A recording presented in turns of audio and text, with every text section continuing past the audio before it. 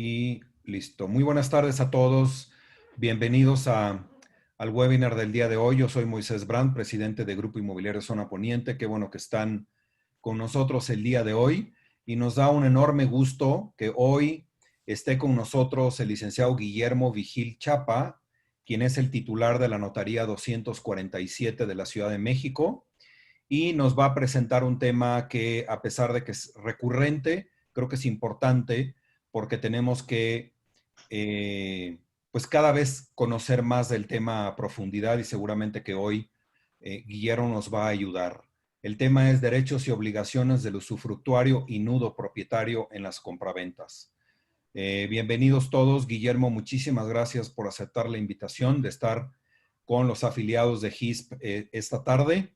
Así que te cedo el micrófono para que iniciemos la presentación.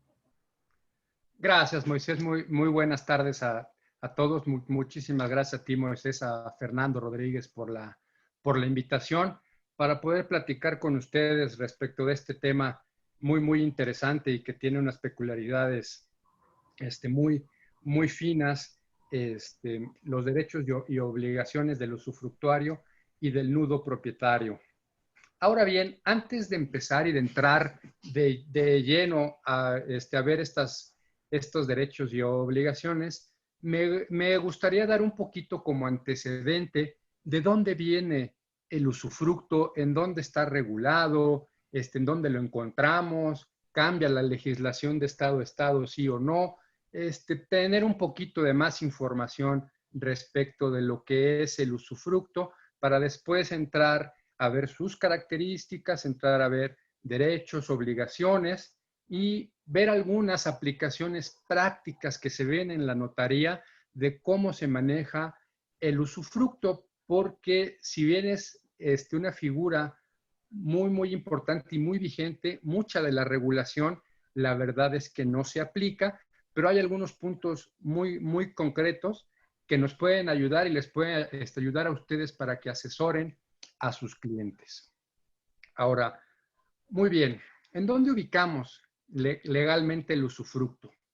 El usufructo lo encuadramos dentro de los derechos que las personas ejercemos sobre los bienes. Desde el punto de vista jurídico, a le llamamos derechos reales. Seguramente ustedes en su práctica, en su experiencia profesional, han escuchado el término de derechos reales y puede ser que algunos sepan, otros no. ¿Por qué derecho real? ¿De dónde viene esta palabra? Viene del derecho romano, porque en el derecho romano, en latín, res es igual a cosa. Por eso se llama derecho real. De ahí viene. E incluso varios artículos que regulan el registro público de la propiedad hablan insistentemente de derechos reales, derechos reales. Es por eso, porque res es igual a cosa. Ahora, ¿cuáles son los derechos reales que existen? Tenemos, y como principal derecho, a la propiedad, tenemos el derecho de uso, tenemos la habitación, la servidumbre, la prenda, la hipoteca y evidentemente el tema que nos atañe el día de hoy, el usufructo. ¿Y en dónde lo encontramos regulado? Lo encontramos en el Código Civil de cada una de las entidades federativas. Esto es muy importante porque, como ustedes saben, en cada estado, en cada entidad federativa, existe un Código Civil y aparte existe un Código Civil federal. Entonces hay 33 leyes que regulan los derechos reales y, entre otros, al usufructo. Entonces, ahorita vamos a hablar de cómo está regulado aquí en la Ciudad de México y les voy a pasar, sobre todo desde el punto de vista fiscal, algún beneficio que hay en el Estado de México, pero ustedes pudieran encontrarse el día de mañana que a lo mejor en Hidalgo, en Tlaxcala, hay alguna cuestión que no sea exactamente como lo estamos tratando ahorita, y es esto porque está regulado de manera local. Ahora, el derecho real por excelencia es la propiedad y me gustaría empezar dando algunos conceptos genéricos de lo que es la propiedad o de los derechos que implica la propiedad para de ahí saber también dónde encaja el usufructo dentro de la propiedad y dentro de cómo podemos aprovechar los bienes. El derecho a la propiedad me da derecho a usar el bien, a usar la cosa. Me da derecho a disfrutar de la cosa. Es importante la acepción jurídica de disfrutar, que no es gozar, como pudiéramos pensar en una acepción coloquial, sino disfrutar desde el punto de vista jurídico es percibir los frutos y disponer. Si yo tengo estos tres derechos respecto de un bien, respecto de una cosa, me puedo llamar propietario. Si la puedo usar, si la puedo disfrutar, que significa percibir los frutos, y puedo disponer de ella, entonces me puedo llamar que soy propietario. Ahora bien, estos tres derechos no siempre tienen que estar juntos. Podemos, por llamarlo de alguna manera, jugar con un poco jugar un poco con ellos. ¿Qué pasa si usar y disfrutar lo tiene una persona y la disposición la tiene otra? Ahí entonces es en donde nos encontramos con el usufructo. Usar y disfrutar es el usufructo, por eso el nombre de usufructo, usar y disfrutar o percibir los frutos, y otra persona que tenga la nuda propiedad. De ahí viene el usufructo, a final de cuentas viene de lo que es el derecho de propiedad. Ahora sí, ya teniendo este encuadre de en dónde se regula y de dónde viene de respecto del derecho de propiedad del usufructo, podemos pasar a definir lo que es el usufructo. El usufructo es el derecho real y temporal de usar y disfrutar de un bien ajeno. Derecho real, cuando ustedes desde el punto de vista jurídico vean la palabra real, significa que es el aprovechamiento o el derecho que se ejercen sobre las cosas. Temporal, esta es una característica muy importante del usufructo. El usufructo no tiende a permanecer en el tiempo, como el derecho de propiedad. El derecho de propiedad tiende a permanecer en el tiempo y a lo mejor lo que sucede es que cambia de titular.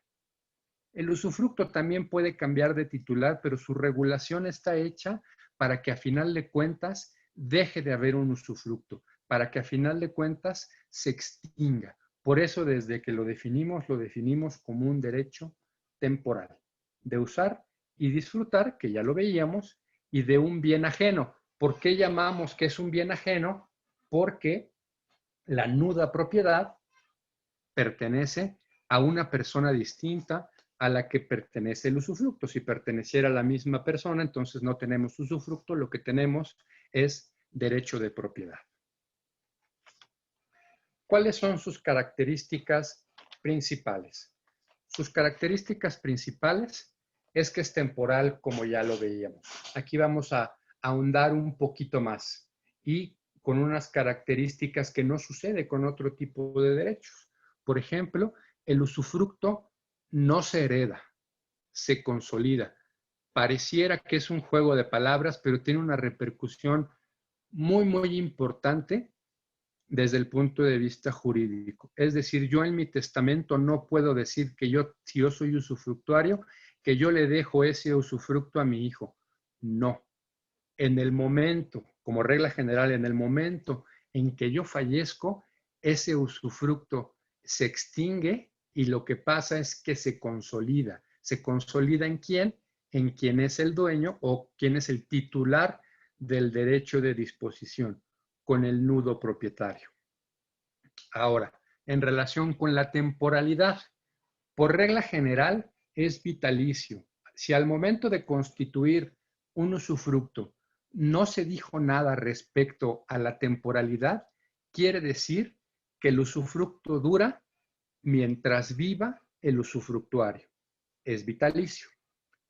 También se le puede poner un plazo menor. Eso es totalmente válido. Y ahora, en cuestión de personas morales, la ley señala como corporaciones, el plazo máximo son 20 años. una persona moral no puede tener un usufructo por más de 20 años. Entonces vemos con estas características la temporalidad del usufructo. No tiende a permanecer en el tiempo, tiende a extinguirse, a consolidarse con la nuda propiedad.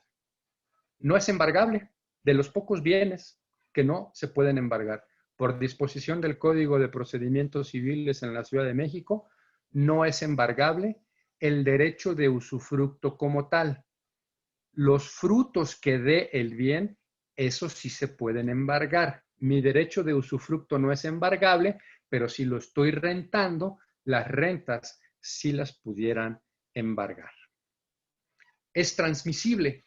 Yo tengo mi derecho de usufructo y se lo quiero pasar o se lo quiero dar a una tercera persona, lo puedo hacer.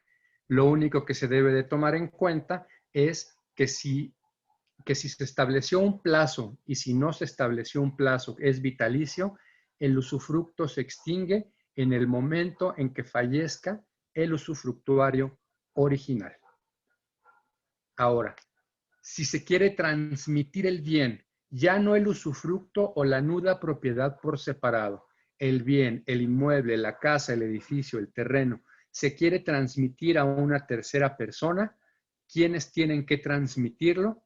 Tanto el nudo propietario como el usufructuario.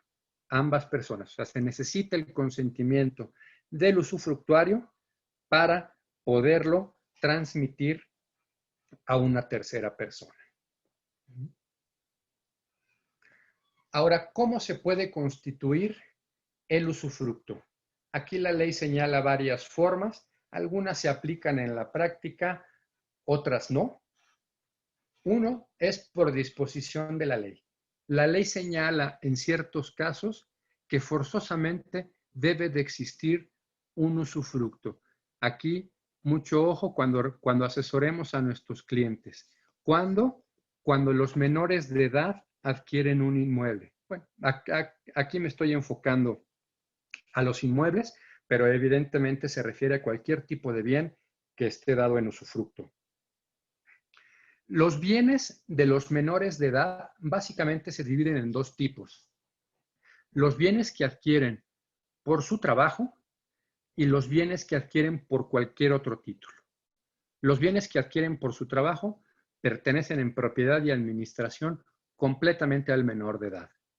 Ahora, los bienes que adquieren por otro título distinto al trabajo, que básicamente sería por una donación, un regalo, esa es como la forma típica en que los menores pudieran adquirir, o por herencia, entonces la ley dice, el Código Civil dice, la mitad del usufructo pertenece a las personas que ejercen la patria potestad, sin necesidad de que al momento de adquirir, al momento de hacer la donación, sin necesidad de que al momento en que se adjudiquen se diga nada.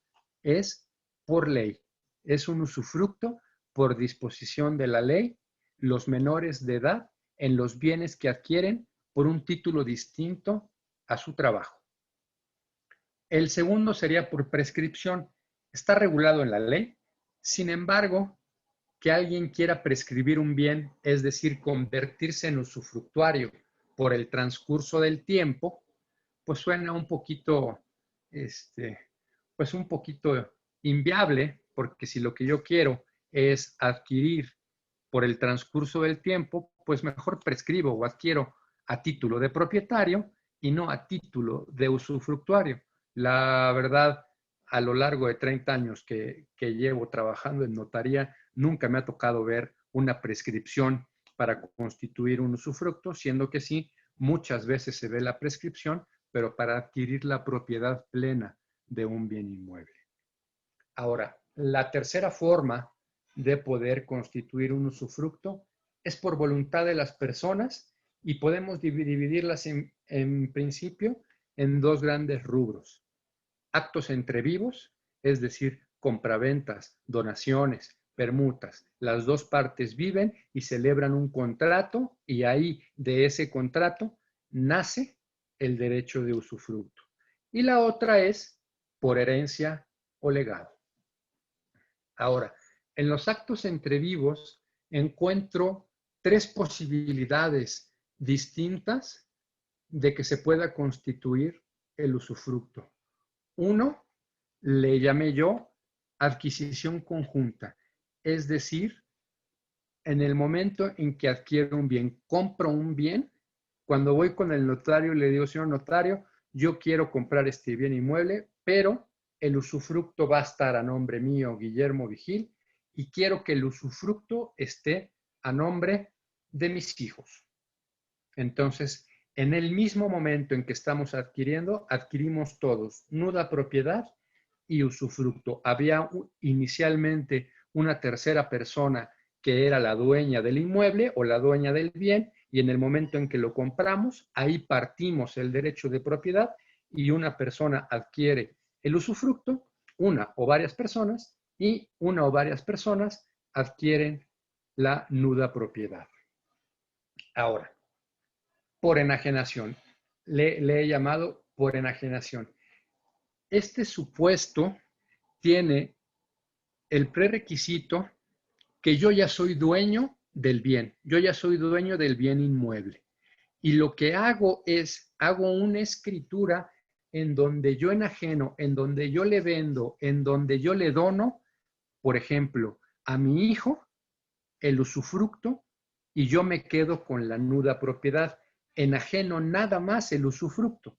Parto yo ese derecho de propiedad, me quedo yo con la nuda propiedad y transmito enajeno el usufructo.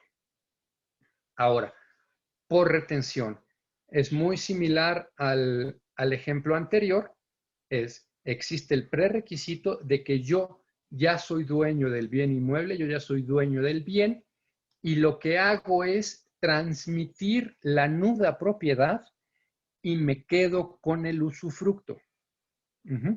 Parto el derecho de propiedad y lo que transmito es la nuda propiedad y yo me quedo con ese derecho a usar y disfrutar. Y por herencia o legado. Aquí, forzosamente, para que haya un usufructo hay que hacer testamento.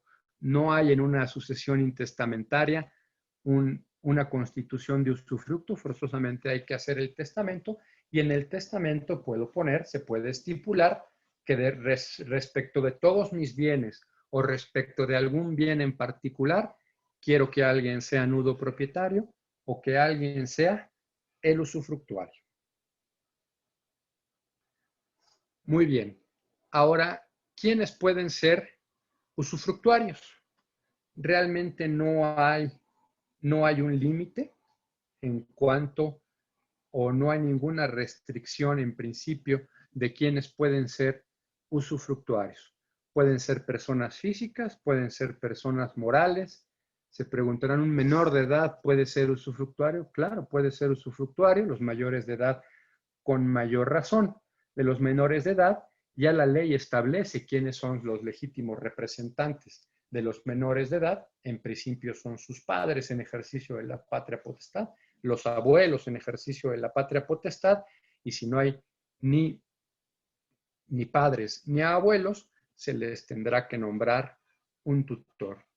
Personas morales pueden ser, sí pueden ser, con la limitación de 20 años. Solamente pueden constituirse por 20 años y solamente pueden ser usufructuarios de bienes de los cuales puedan adquirir la propiedad.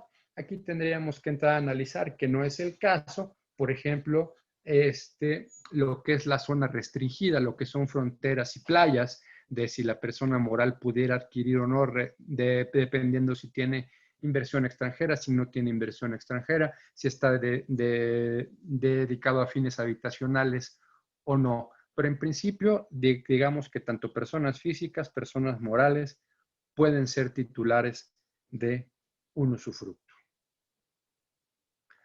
Ahora, como ya esbozábamos antes, puede haber pluralidad de usufructuarios. No nada más puede existir un solo usufructuario, sino puede haber varios. Pero si hay varios usufructuarios, tenemos que distinguir si esa pluralidad de usufructuarios, si esos usufructuarios van a ejercer del usufructo de manera simultánea o lo van a ejercer de manera sucesiva. Y eso tiene una relevancia muy, muy importante para saber en qué momento se va extinguiendo el usufructo. Ahora bien, en los usufructos o con usufructuarios simultáneos, quiere decir que hay varios usufructuarios y gozan del usufructo al mismo tiempo. Es decir, en un porcentaje son usufructuarios al mismo tiempo. Si no se dice nada, son usufructuarios por partes iguales, pero no forzosamente tiene que ser por partes iguales. En el momento en que se constituye el usufructo, se puede decidir qué porcentaje representa cada uno de ellos. Ahora, para saber si se va a ir extinguiendo o no el usufructo con la falta de los usufructuarios, tenemos que entrar al tema del derecho de acrecer. Seguramente lo han escuchado, el derecho de acrecer se utiliza mucho en materia testamentaria como una sustitución recíproca y nos sirve también en materia de usufructo para saber quién se queda con la parte o el porcentaje del usufructo cada vez que se vaya extinguiendo. Recuerden, se puede extinguir porque feneció el plazo o porque falleció o porque llegó el evento que se estableció desde el momento en que se constituyó para que terminara el usufructo. Por regla general, si hay varios usufructuarios, pensemos un ejemplo. Hay 2 usufructuarios y cada uno representa el 50%. Y pensemos que es usufructuario 1, usufructuario 2. El usufructuario 1 fallece y era un usufructo vitalicio. ¿Qué pasa con ese 50%? Si no se dijo nada respecto de qué pasaba en el momento en que terminara el usufructo del número 1, entonces ese 50% se consolida con el nudo propietario. Ahora, ¿qué otra opción hay? Es en el momento en que se constituye el usufructo, decir que se establece el derecho de acrecer. Esto significará que al momento de faltar el usufructuario 1, ese 50% que tenía pasa al usufructuario 2 y entonces tenemos un usufructuario ya con el 100% del usufructo y solamente hasta que falte el segundo usufructuario se va a extinguir y se va a consolidar el usufructo con la nuda propiedad. Esos son usufructos simultáneos. Ahora, usufructos sucesivos. Como su nombre lo dice, un usufructuario entra a disfrutar del usufructo una vez que hubo uno previo y se va extinguiendo y va entrando otra persona en el goce del usufructo. No se extingue el usufructo hasta el momento en que termine el último usufructo, ya sea por el tiempo, ya sea por la condición que se estableció, ya sea por la muerte, incluso ya sea por la renuncia del propio usufructo. Ahora bien, ¿cuáles son los derechos del usufructuario? Como ya decíamos, tiene derecho a usar el bien. Tiene derecho a percibir los frutos. ¿Pero qué son los frutos? ¿Qué tipos de frutos hay? Básicamente la ley regula 3 tipos de frutos. Los llamamos genéricamente frutos naturales, frutos industriales y frutos civiles. De manera natural, los inmuebles lo que producen son frutos civiles. Ya ahorita les explico que sí, qué significa, pero de todas maneras algunos tipos de inmuebles pudieran llegar a producir frutos naturales y frutos industriales. ¿Cuáles son los frutos naturales? Los frutos naturales son las creaciones espontáneas de la tierra. El ejemplo clásico, un árbol que produzca el tipo de fruto o una planta que produzca alguna flor, son las creaciones espontáneas de la naturaleza. Esos son los frutos naturales, no necesitan nada. Simplemente la naturaleza hace lo suyo y esos son los frutos naturales. El dueño del árbol, y si el árbol evidentemente está en un predio, pues el dueño de esos frutos será el usufructuario.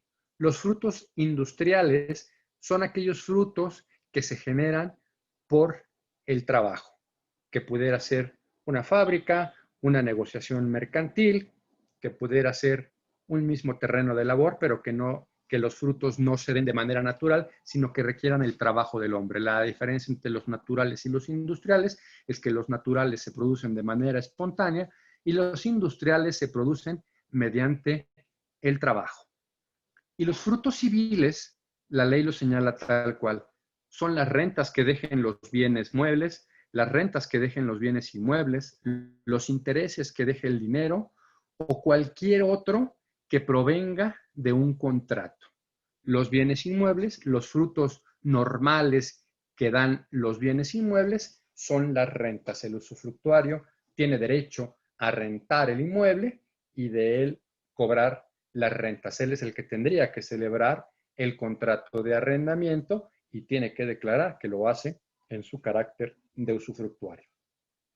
Ahora, otro derecho que tiene el usufructuario es el derecho al tanto.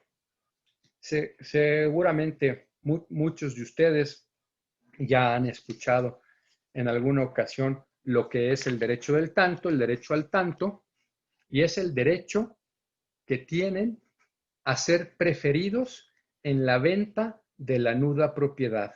El nudo propietario, la persona que tiene derecho de disponer del bien, uno de sus derechos es poder vender ese derecho, pero primero se lo tiene que ofrecer al usufructuario. Y si el usufructuario dice, yo lo quiero, tiene derecho a ser preferido. Tiene que haber una notificación formal al usufructuario. La ley dice que se aplican las reglas de la copropiedad y en la copropiedad el aviso que se le tiene que dar es ya sea judicialmente o a través de notario. O sea, la notificación que se le tiene que hacer al usufructuario de que se quiere vender el derecho de la nuda propiedad es una notificación formal. Y el usufructuario tiene 8 días a partir de que recibe esa notificación para decidir, para hacerle saber al nudo propietario si desea adquirirlo o no. Y si no dice nada, por el puro transcurso del tiempo, su derecho expira. Obligaciones del usufructuario. Antes de entrar al disfrute de lo que es el derecho del usufructo, se tiene que hacer un inventario. Se tiene que saber de qué se compone él o los bienes sobre los cuales se va a disfrutar del inventario. Se tiene que dar una fianza de que el inmueble o el bien se va a regresar en el mismo estado en que se recibió, con los menoscabos naturales de un uso moderado. Y tendrá la obligación de usar dicho bien de conformidad con su naturaleza. Ahora, ¿cómo se extingue el usufructo? La ley señala varias causas, pero que digamos las más comunes, las que se ven más en la práctica es la general, que es por muerte del usufructuario, por renuncia del usufructo o por vencimiento del plazo. Los derechos del nudo propietario. El nudo propietario básicamente, como ya lo decíamos, puede enajenar, puede vender su derecho, pero siempre respetando el derecho del tanto. Si no respeta el derecho del tanto, independientemente de las sanciones que le aplican al notario por no haberlo respetado, la compraventa que él celebre estará viciada de nulidad. Se puede obtener la nulidad a través del juicio correspondiente. Ahora bien, ¿Cuáles considero yo que son realmente las aplicaciones prácticas para poder constituir un usufructo? Le he llamado aquí a 3 casos: herencia en vida, candado para vender y un beneficio fiscal al adquirir. ¿Por qué una herencia en vida? Muchas veces hay personas que ya saben, tienen una conciencia del patrimonio que tienen y sobre todo de cómo lo quieren repartir. Y para evitar tener que tramitar una sucesión, prefieren repartir en vida su patrimonio, pero les preocupa el hecho de que sus herederos, a quienes les están en vida dando este patrimonio, puedan disponer de los bienes. Entonces el usufructo se vuelve la solución ideal. Esto sería la constitución del usufructo a través de una retención, como lo veíamos antes. Es decir, ahorita se hace una escritura de la persona que ya es dueña del inmueble y le transmite a sus hijos o a cada uno de sus hijos el inmueble, pero les transmite nada más la nuda propiedad. Se reservan el usufructo y esto le da unos beneficios importantes.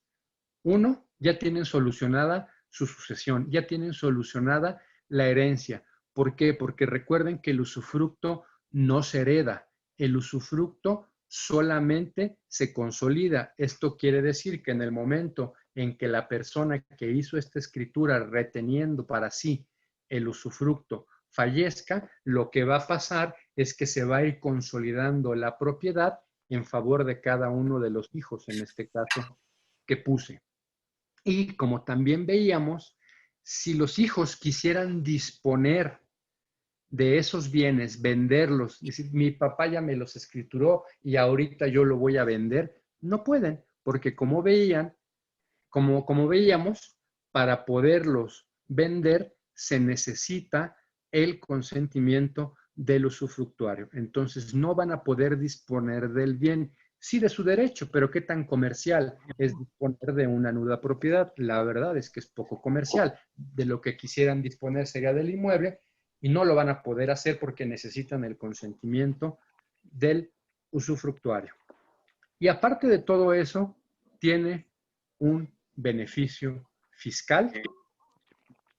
Tanto, vamos a poner el ejemplo, tanto en la Ciudad de México como en el Estado de México, aunque el beneficio fiscal más importante se da en la Ciudad de México. ¿Por qué? El Código Fiscal de la Ciudad de México dice, solamente para efectos del pago del ISAI, del impuesto sobre adquisición de inmuebles, considera que el usufructo equivale al 50% de la propiedad y la nuda propiedad equivale al otro 50% de la propiedad. Es decir, en el momento, en el ejemplo que poníamos, del papá que transmite únicamente la nuda propiedad reservándose el usufructo, automáticamente el ISAI se va a la mitad. Nada más paga la mitad de impuestos sobre adquisición de inmuebles. Lo mismo sucede en el Estado de México. Nada más se paga la mitad al momento de constituir el usufructo.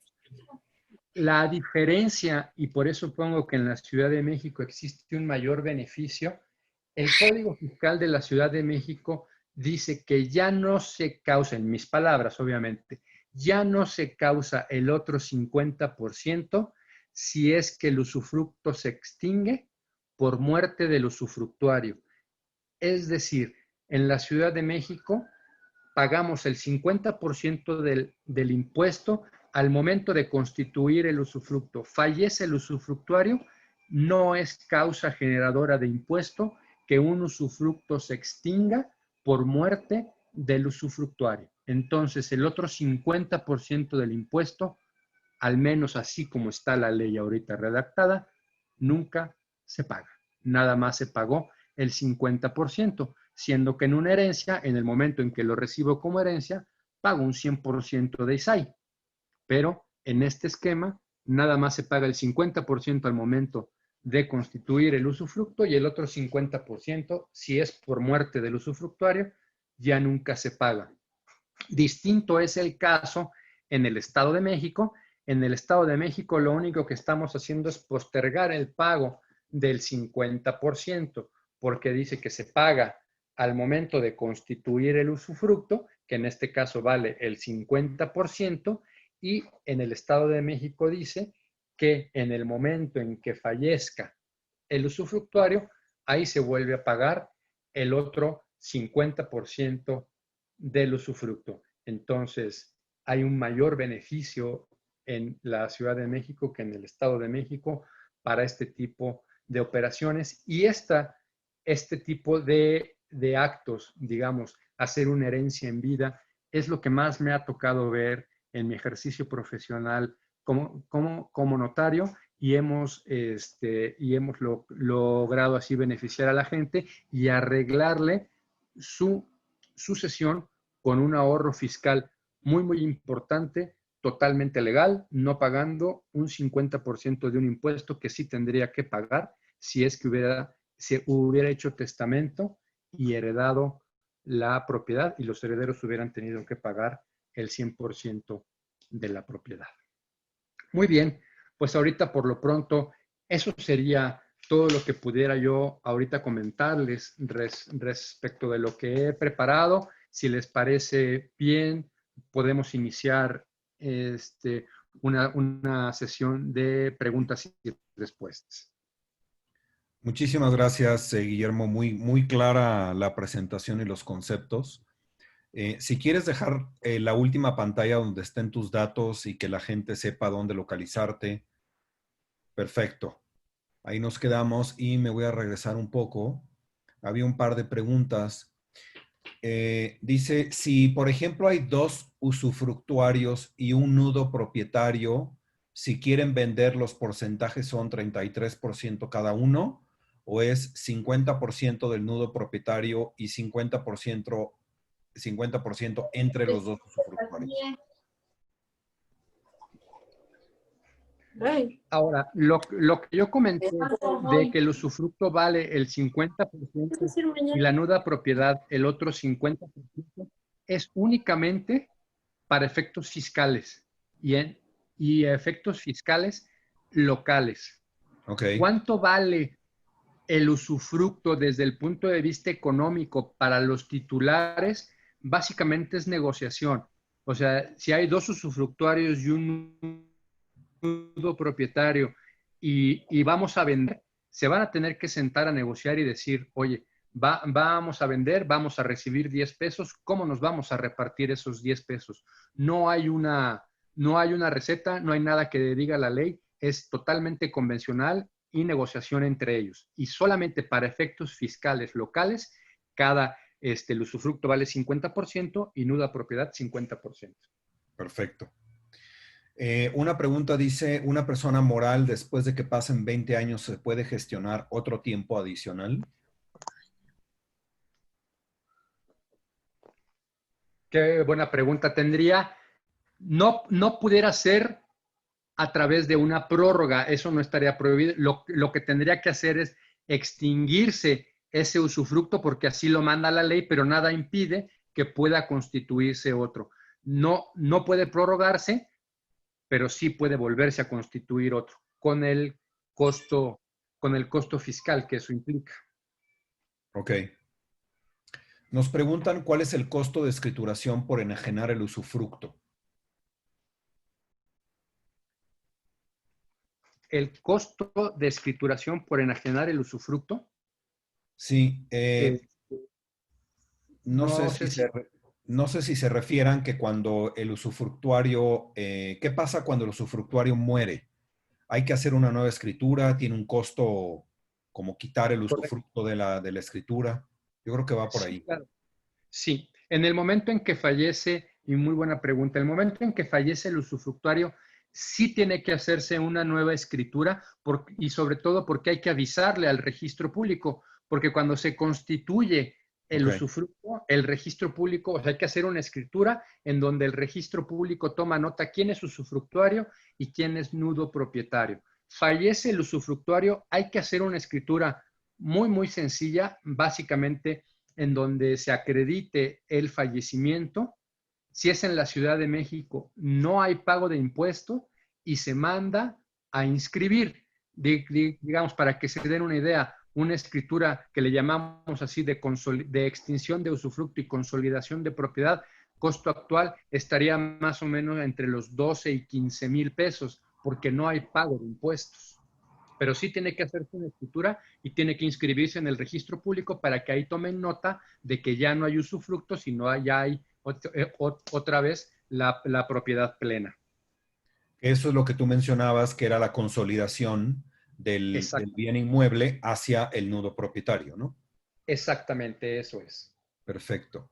El nudo, dice aquí, el nudo propietario entonces sí puede vender o no puede vender sin el consentimiento del usufructuario. Claro, y a lo mejor ahí me faltó un poco de claridad. Tenemos que especificar qué es lo que quiere vender. Una cosa es si quiere vender el derecho de nuda propiedad o si quiere vender el bien, la casa, digamos. Si quiere vender su derecho de nuda propiedad, no necesita el consentimiento del usufructuario, lo que tiene que hacer es darle el derecho del tanto, avisarle si es que a él le interesa primero, pero no necesita su consentimiento. Le notifica, pasan 8 días, el usufructuario no dice nada, es libre de venderlo a quien quiera sin necesidad de avisarle al usufructuario. Ahora, si lo que el nudo propietario quiere que se venda es el bien, es la casa como tal, ahí sí necesitan vender tanto nudo propietario como usufructuario. O sea, prácticamente los dos tienen que firmar la La compraventa, ¿no? escritura, exactamente si le quieren vender el bien a un tercero, exactamente. Ok. Dice, ¿el usufructo solo para un hijo o puede ser más hijos por lo del impuesto? Puede haber pluralidad de usufructuarios y solamente se paga el 50%. La ley dice, el usufructo no importa a cuántos pertenezcan, nada más genera el 50% de impuesto. Y no importa cuántos sean, por ser exagerado, 10 personas, ¿no? Ok. ¿Cuál es la obligación del usufructuario en el pago de impuestos de una compraventa? ¿Quién tendría la obligación de pagar el predial de un inmueble en usufructo, el nudo propietario o el usufructuario? Ahora, lo parto en dos. Primero, en el predial, quien está obligado es el dueño, es decir, quien tiene el derecho a disponer, es el nudo propietario quien tendría la obligación de pagar. Esto no quita que de todas maneras en el título donde se constituya el usufructo se pueda pactar que sea el usufructuario el que lo pague, pero a final de cuentas la tesorería a quien le va a ir a cobrar es al dueño, al nudo propietario. Ahora, en la escritura, ¿quién paga los impuestos en el momento en que se adquiere el usufructo? Lo pagaré el usufructuario. Y si es una adquisición conjunta, el primer supuesto que yo ponía, de que en un principio es dueño una tercera persona y esa tercera persona vende a dos personas y una va a ser usufructuario y nudo propietario, ese es un convenio entre ambas personas, quién va a hacer frente a los costos de escritura. Ok.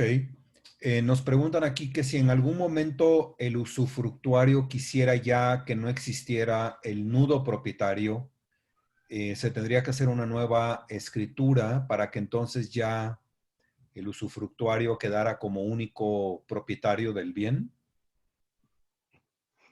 No está al arbitrio o no está en la voluntad del usufructuario decir si hay nudo propietario o no. La única opción que yo le veo es que se acerque con el nudo propietario y decir que le compra su derecho. No hay de otra. no puede por voluntad del usufructuario extinguirse la nuda propiedad y consolidarse a favor de él. Tendría que comprarla, tendría que adquirirla de alguna manera. Digo comprarla porque la compraventa es la forma más común que conocemos para poder adquirir, pero no es voluntad del mismo usufructuario decir si la nuda propiedad se extingue o no. Tendría que haber un acto traslativo de dominio a favor del usufructuario. Ok.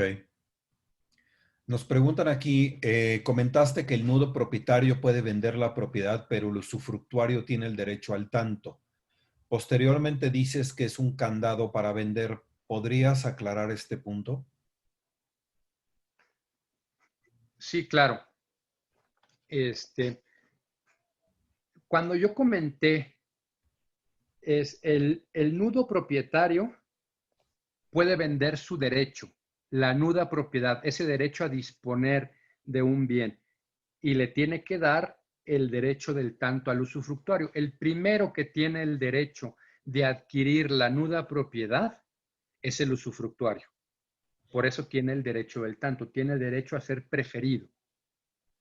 Ahora, cuando yo comenté que es un candado para vender, es en el momento en que se quiere vender el inmueble. A lo mejor ahí no fui lo suficientemente claro en distinguir lo que es el derecho de nuda propiedad al bien como tal.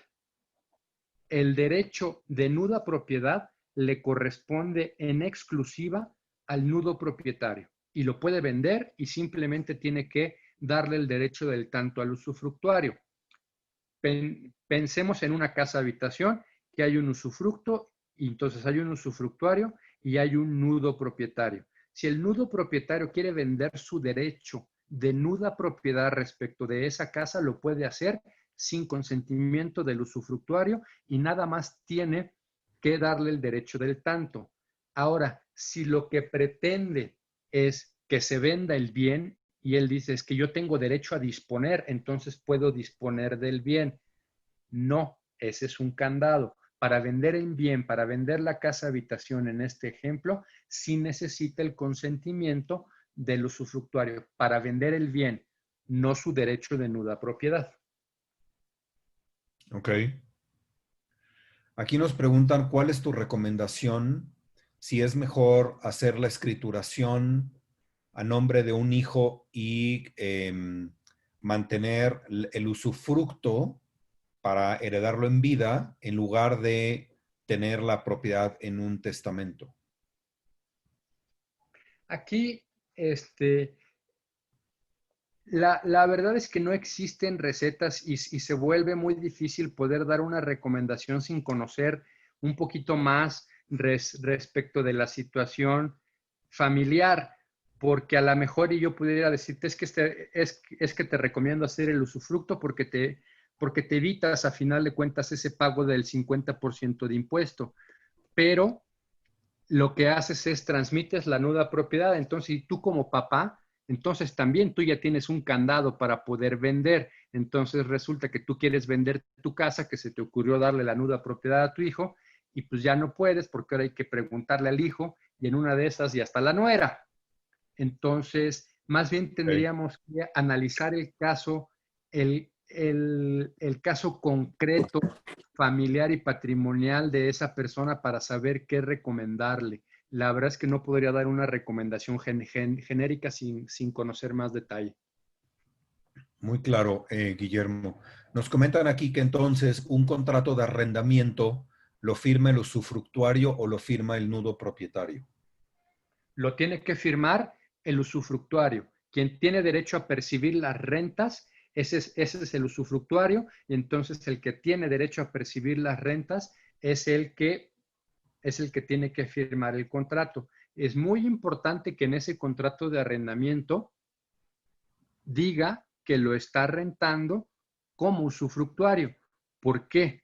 Porque el contrato se extingue con su muerte y se extingue todos los demás contratos que él haya celebrado. Es decir, el día de hoy celebra el usufructuario un contrato de arrendamiento casa-habitación que debe de ser mínimo por un año. Y por ser exagerado, al día siguiente muere, al día siguiente se acabó el usufructo, al día siguiente se acabó el contrato de arrendamiento. Ok.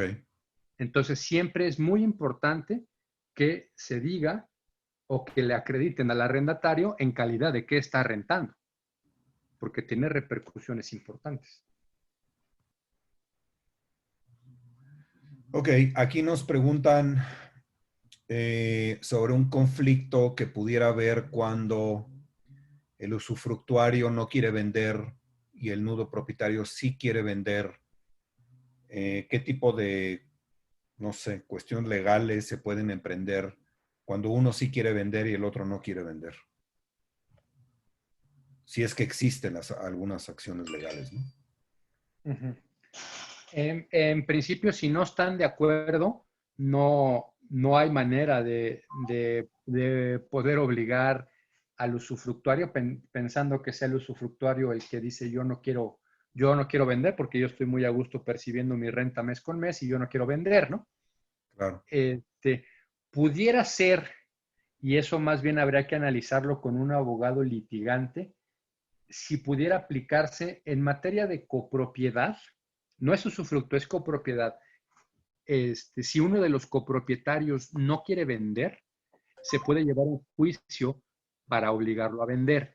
La verdad es que habría que analizar con un abogado litigante si es que esa figura que existe en la copropiedad pudiera aplicarse en el caso del usufructo, se llamaría por analogía, pero en principio consideraría yo que no. Ok, nos preguntan que si se quiere adquirir una propiedad donde va a haber nudo propietario y usufructuario, pero la van a adquirir con un crédito hipotecario, ¿es posible? Desde el punto de vista jurídico, es posible.